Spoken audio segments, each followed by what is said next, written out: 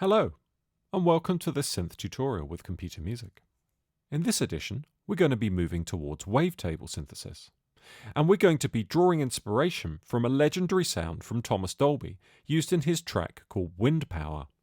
We won't be able to create a sound which is identical for reasons that will become clear very shortly, but we can go through the process and do something very similar.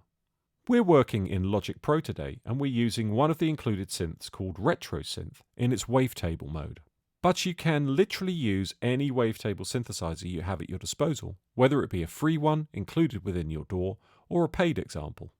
So let's begin by opening up the synth that you're going to be using and making sure that the mix control is set to a single oscillator. We only need one oscillator for this. The principle of wavetable is rather than just having regular subtractive style waveforms such as sawtooths and squares, we have much more complex two-dimensional waveforms which we can scan across. You'll normally find that there is some form of menu which allows you to select a wavetable. We've selected one here which is called Digi-Insect, and in particular what we're going to be able to do with this is play a note and then scan across it. And a good wavetable to search for is one that's got that kind of variance of tonal structure as you scan. Now, I did mention at the beginning that we won't be able to create the exact same sound as Mr. Dolby, and the basic reason is because we can't unless we have the same wavetable at our disposal. So we've selected one here called Digi-Insect because we feel that it has enough variation to create a similar sort of effect. In essence, rather than manually performing a scan like this,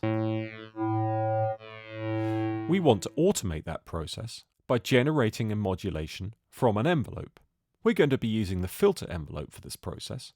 So where it says modulation, and it will say modulation somewhere on your plugin, we're going to change the value of this pot so that there's a large amount of modulation heading from the filter envelope in the direction of the wavetable scan. This means that any alteration we happen to make on the filter envelope, that modulation will be immediately reflected. So if we change the attack phase, make it longer or shorter. We want something in the middle for this because we don't want it to be too fast or too slow. It's also worth saying that you may well change this according to the tempo of your track. You can perform the same procedure on the decay. You just set it to where you want it, and again we're going for something in the middle.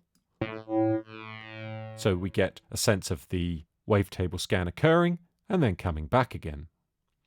One last point to make is pay particular attention to your filter settings.